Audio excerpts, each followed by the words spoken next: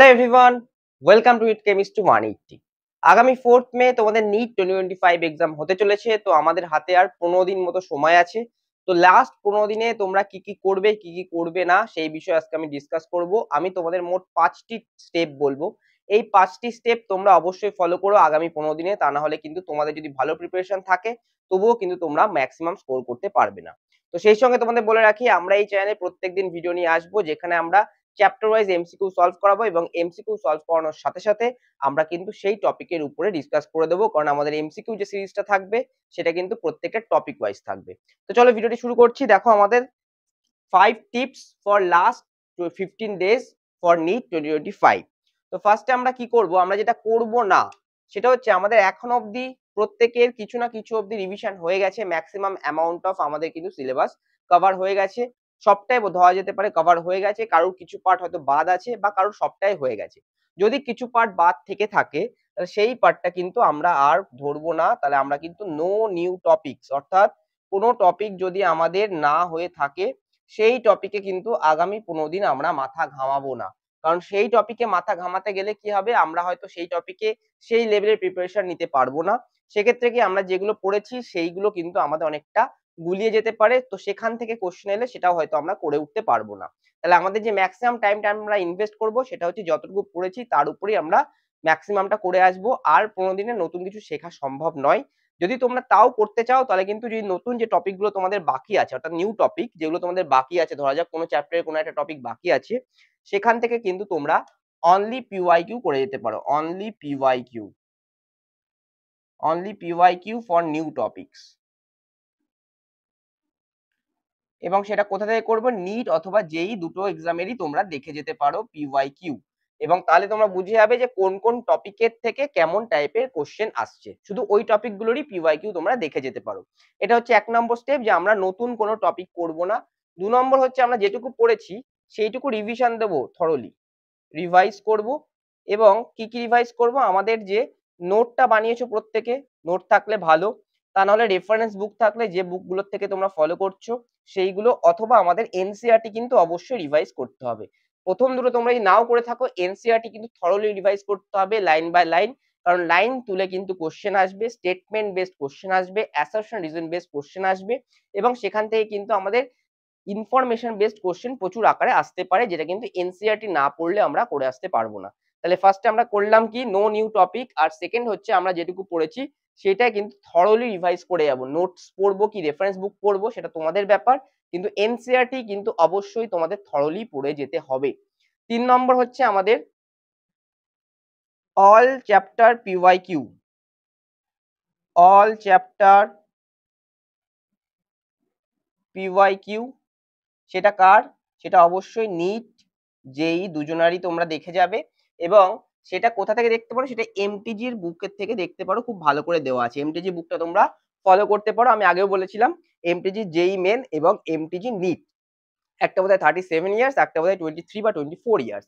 এই বই দুটো কিন্তু তোমরা থরলি দেখে যাবে, কারণ নিট যেহেতু আমাদের এখন স্ট্যান্ডার্ড কোশ্চেন করছে এনটিএ, তাহলে কিন্তু যেই প্যাটার্নটাও আমাদের দেখে যাওয়া উচিত। তাহলে সেক্ষেত্রে কিন্তু নিট এবং যেই দুটোরই পিওয়াইকিউ আমরা দেখে যাব।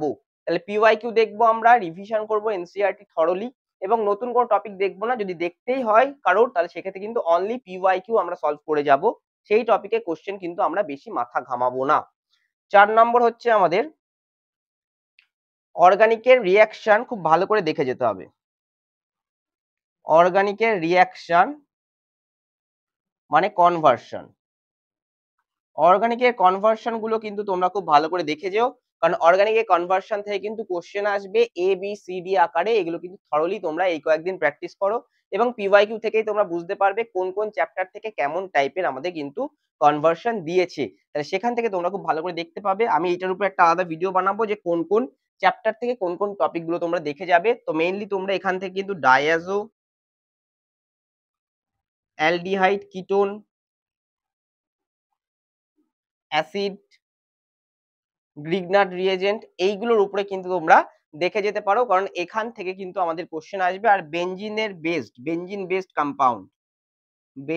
বেসড কম্পাউন্ডস এগুলোর উপরে কিন্তু আমাদের কোশ্চেন আসবে। অর্গানিকের কিন্তু আমরা থরলি প্র্যাকটিস করব। আর সেই সঙ্গে আমরা ফিজিক্যাল কেমিস্ট্রি কি করব? ফিজিক্যাল কেমিস্ট্রি কিন্তু আমরা নিউমেরিক্যাল।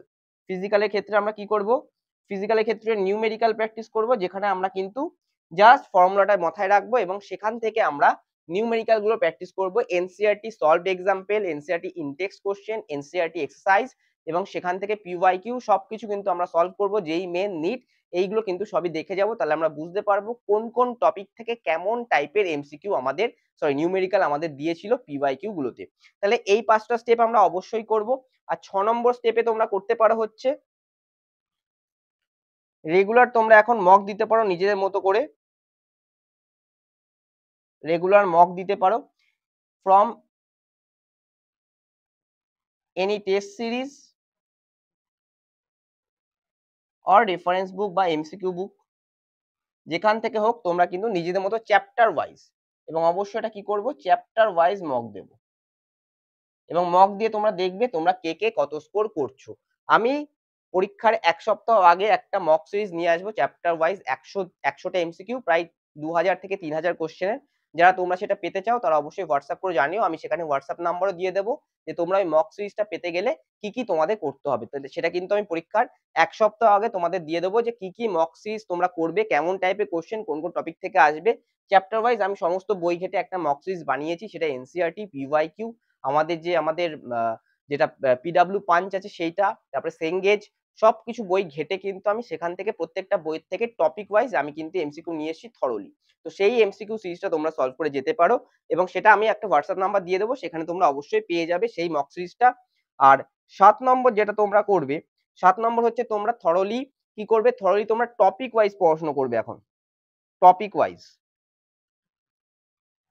যে টপিকটা একটু দুর্বল মনে হচ্ছে সেই টপিকটা কিন্তু একটু বেশি করে পড়ে নাও এখন, কারণ সেই টপিকটা পড়ে সেখান থেকে পিওয়াইকিউ সলভ করে যাও। যেগুলো স্ট্রং সেগুলো তো স্ট্রং হয়ে গেছে, আমি কিন্তু দুটোর মধ্যে কন্ট্রাডিক্ট করো না, নতুন টপিক পড়তে বারণ করেছি, যেটা পড়া আছে সেইটাই আমি পড়তে বলেছি, যেটা কিন্তু আমাদের কম পড়া আছে।